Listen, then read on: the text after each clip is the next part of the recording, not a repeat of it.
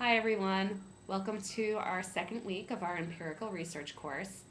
I've really enjoyed reading your postings on the discussion board. Hopefully you have as well, and that you're starting to make connections to one another. And when you see each other next week, hopefully remembering some things you've learned about one another via your postings.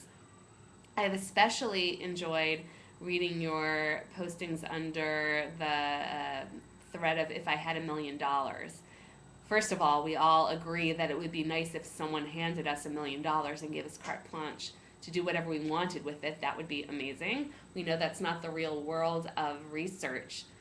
The purpose of this assignment, as you all, I'm sure, are aware, is to allow you to think big.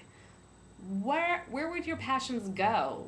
Where would you put your energy if you had all the resources to do so?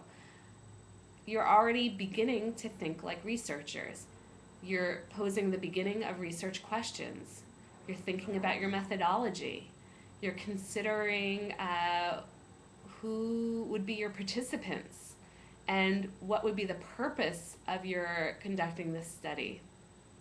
So right now, we're already launching ourselves as researchers.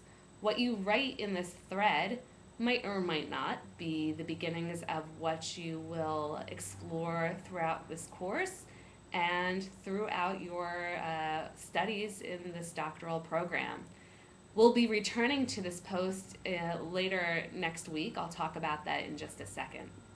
But I'm really enjoying learning more about what has brought you to this doctoral program.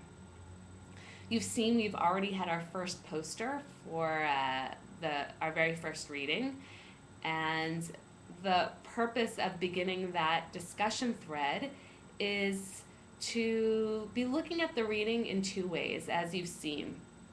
First, we've had our first poster offer a bit of a summary of the reading, as you will all do when you have this role of first poster.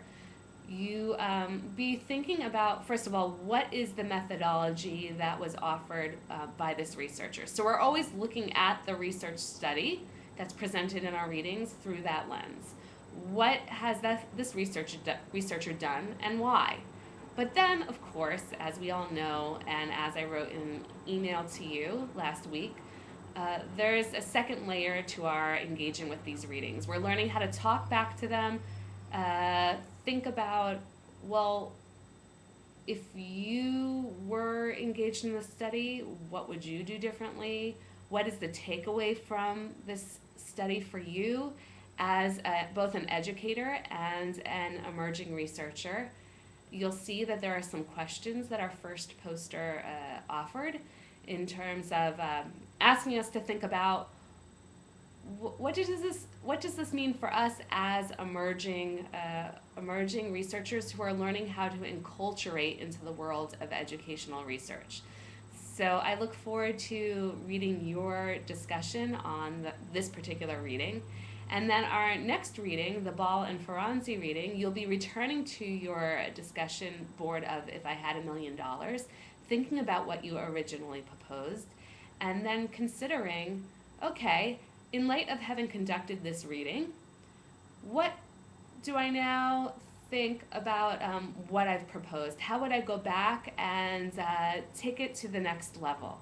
So we'll be utilizing the readings in multiple ways.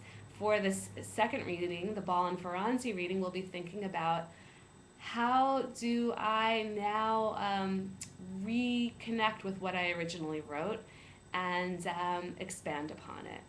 So I look forward to traveling through this second week of the course with you. I look forward to meeting you next Monday afternoon. And as always, please do not hesitate to be in touch with any questions you might have. I'll see you on Blackboard.